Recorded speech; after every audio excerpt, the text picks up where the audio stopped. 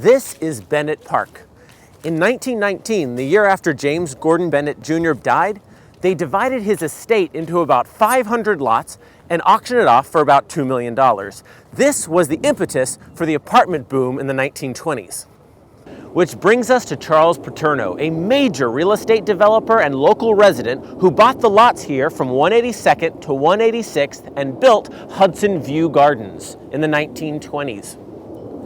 This was designed for the middle class as a suburban retreat, redolent of a medieval English village, and it predates Tudor City in Midtown by 2 or 3 years. Now, what with this and the cloisters nearby, we are big on the Middle Ages up here. Huge! We never stop talking about them.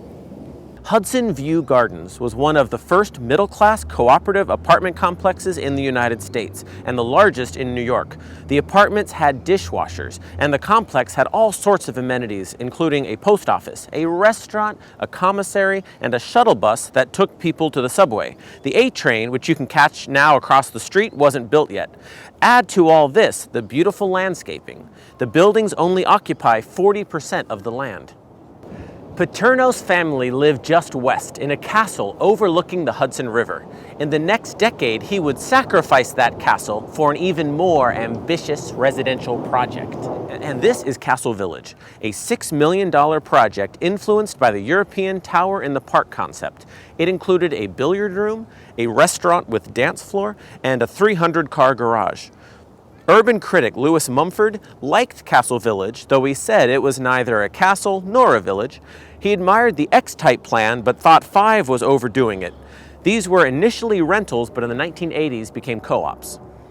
And this is Alex Rose Place, named after the lead singer of Guns N' Roses, a hard rock band very popular in the late 80s. That's Axl Rose.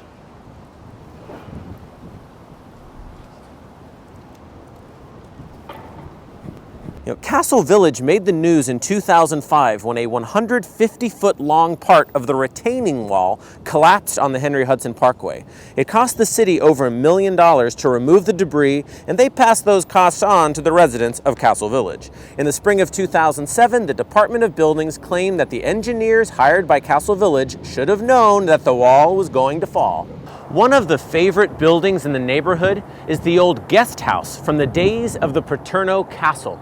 It's called the Pumpkin House, which from up here makes no sense at all. But if you're driving on the Henry Hudson down below, you can see it perched right on top of you, near the failed retaining wall. And from down there, you can see why it's called the Pumpkin House. See? Like a jack-o'-lantern.